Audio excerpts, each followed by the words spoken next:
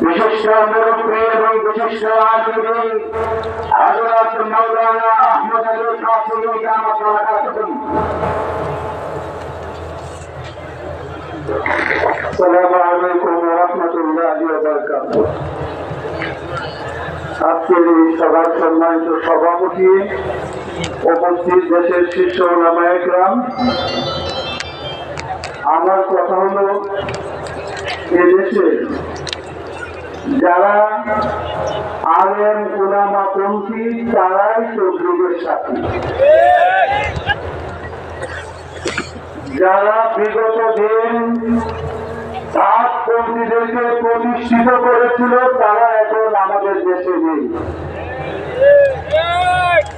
যারা সাদের অনুসরণ করবে তাদেরকে এদেশের মানুষের মাটির টঙ্গী ময়দান, কাকরাইল মসজিদ সহ বাংলাদেশের পুরো মসজিদে তাদেরকে এই ধরনের দ্বন্দ্ব বিপক্ষে দেওয়া যাবে না।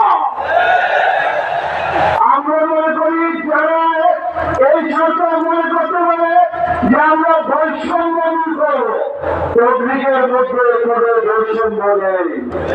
উলামাদের নেতৃত্বে দেশে তবলীগ ছিল, আছে এবং থাকবে। যারা ভিন্ন মত পোষণ করবে তাদের সাথে জামাতের তবলীগের ন্যূনতম সম্পর্ক নেই। সুতরাং আমরা আমাদের দাওয়াত এবং তবলীগের গায়রাত মুক্ত করতে চাই। محترم حاضرین، মহাসম্মেলনের পর্যায়ে বক্তব্য রাখবেন আন্তর্জাতিক মজলিসের তাহাফুজের খতমে নবুয়ত বাংলাদেশের সংগ্রামী মহাসচিব বর্ষমান আলমগীর